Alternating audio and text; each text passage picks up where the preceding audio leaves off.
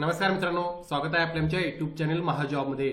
मित्रांनो, महाजॉबच्या आजच्या एपिसोडमध्ये आपण एका नवीन भरतीबाबतचा अपडेट या ठिकाणी घेणार आहोत, ज्यामध्ये कनिष्ठ सहाय्यक व्यवस्थापक पदांसाठी 650 जागांसाठी या ठिकाणी नोकरीची संधी तुम्हाला उपलब्ध झालेली आहे। कोणती पदवी असेल तर तुम्ही एलिजिबल होता अर्ज करण्यासाठी। महाराष्ट्रामध्येच अनेक ठिकाणी त्यांनी एक्झाम सेंटर दिलेले आहेत, प्लस नोकरी ठिकाण सुद्धा तुम्हाला त्या ठिकाणी मिळेल। त्यामुळे संपूर्ण गोष्टी पॉझिटिव्ह आहेत, तुम्ही नक्की या ठिकाणी प्रयत्न करू शकता।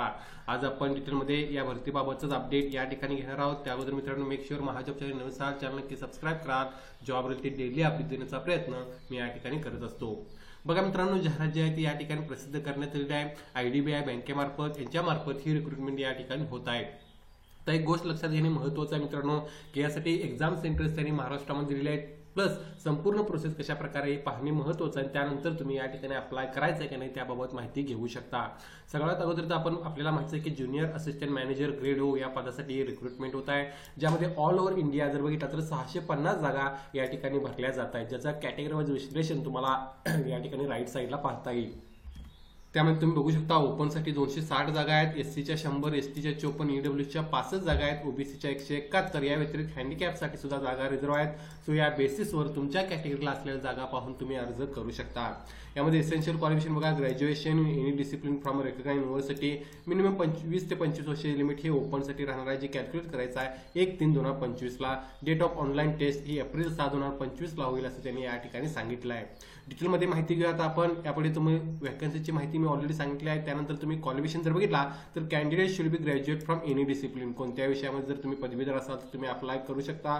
या व्यतिरिक्त दुसरं कोणतंही क्वालिफिकेशन त्यांनी मागितलेलं नाही आहे। Candidate are expected to have proficiency in computer चालवता आलं पाहिजे, प्रोफिशियन्सी पाहिजे, आणि ज्या ठिकाणी अप्लाय करणार आहे त्या रिजनल लँग्वेज तुम्हाला त्या ठिकाणी आली पाहिजे। सो ही एक महत्त्वाची गोष्ट त्यांनी सांगितली आहे। अर्थात ही प्रिफर्ड भाषा आहे मित्रांनो, नसेल तरी फक्त कोणतीही पदवीवर आणि कॉम्प्युटरचं नॉलेज असेल तर तुम्ही अप्लाय करू शकता। पुढे बघा, या ठिकाणी एज 20 ते 25 वर्ष राहील। अर्थात हे एज लिमिट या ठिकाणी ओपन कॅटेगरीसाठी राहणार आहे, ज्यामध्ये शेड्यूल कास्ट शेड्यूल ट्राईबला 5 वर्ष, OBCला 3 वर्ष, अपंगांना 10 वर्ष, एक्स सर्व्हिसमॅन 5 वर्ष, 1984 राईट्सना अफेक्टेड असाल तर अगेन 5 इयर्स एज रिलॅक्सेशन तुम्हाला या ठिकाणी मिळत आहे। सो या बेसिसवर तुमच्या कॅटेगरीला किती एज आहे पाहून तुम्ही अर्ज करू शकाल। सिलेक्शन प्रोसेस बघा, या ठिकाणी जे सिलेक्शन असणार आहे त्यामध्ये ऑनलाईन टेस्ट असणार आहे, त्यानंतर तुमच्याकडे इंटरव्ह्यू होईल।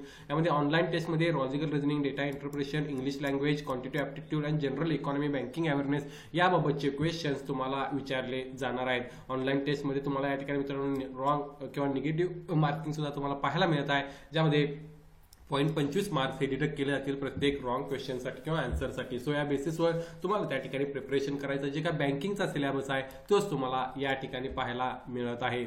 पुढे बघा, या ठिकाणी मित्रांनो एक्झाम सेंटर्स महाराष्ट्रामध्ये कुठे कुठे आहेत ते तुम्ही बघू शकता। अमरावती, छत्रपती संभाजीनगर, अर्थात औरंगाबाद महाराष्ट्र, चंद्रपूर, धुळे, जळगाव, कोल्हापूर, लातूर, मुंबई, ठाणे, नवी मुंबई रिजन, नागपूर, नांदेड, नाशिक, पुणे, रत्नागिरी, सोलापूर इतक्या भरपूर एक्झाम सेंटर्स त्यांनी मित्रांनो दिलेले आहेत। जवळचं एक्झाम सेंटर चूज करून तुम्ही हे एक्झाम त्या ठिकाणी देऊ शकता।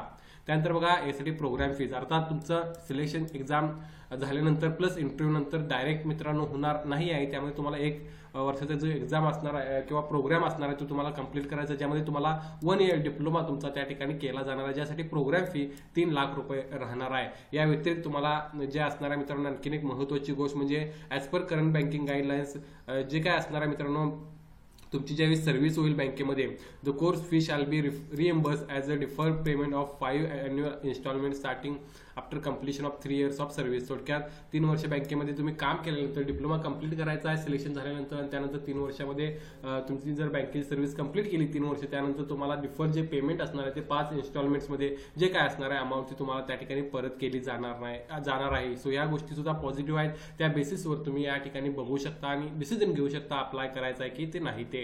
यासाठी ऑनलाईन ऍप्लिकेशन मित्रांनो अप्लाय करण्यासाठी 1050 रुपये ओपन OBCला फी घेतलेली आहे, तर या ठिकाणी 250 रुपये SC ST आणि हँडिकॅप कॅन्डिडेटसाठी फॉर्म पे आकारलेले आहे। ऑनलाईन अप्लाय करताना तुम्हाला IDBI बँकेच्या ऑफिशियल वेबसाईटला व्हिजिट करून recruitment for IDBI PG post graduation diploma यासाठी अप्लाय करायचा आहे 25-26 साठी, आणि तुम्ही या ठिकाणी अप्लाय करू शकता। महत्त्वाच्या डेट्स बघा, या ठिकाणी कट ऑफ डेट वगैरे 1 मार्चला तुम्हाला कॅल्क्युलेट करायचा आहे। 1 मार्च ते 12 मार्च पर्यंत तुम्ही ऑनलाईन अप्लाय करू शकता। एप्रिल 6, 2025 ला तुमची टेंटेटिव्ह डेट ऑनलाईन टेस्टची होईल असं त्यांनी मेन्शन केलेलं आहे। सो सगळ्या गोष्टी पॉझिटिव्ह आहेत। तुम्ही जर डिप्लोमा करण्यासाठी इंटरेस्टेड असाल, हा कोर्स बँकेमार्फतच मित्रांनो मित्रांनो अरेंज केला जातो, ज्याची फी सुद्धा तुम्हाला त्या ठिकाणी डिफर पेमेंट जे असणार आहे ते नंतर मिळतं. सो या गोष्टी लक्षात घेऊन जर इंटरेस्टेड असाल, महाराष्ट्रामध्ये एक्झाम सेंटर्स भरपूर दिलेले आहेत, ऍटलीस्ट तुम्ही ही एक्झाम देऊन ठेवू शकता आणि त्यानंतर डिसिजन घेऊ शकता सिलेक्शन झाल्यानंतर. या बेसिसवर या भरतीबाबत तुम्हाला काय डाऊट असेल कमेंट करून विचारा. व्हिडिओ असेल नक्की लाईक करा. अशाच प्रकारचे डेली अपडेट देण्याचा प्रयत्न मी या ठिकाणी करत असतो. धन्यवाद.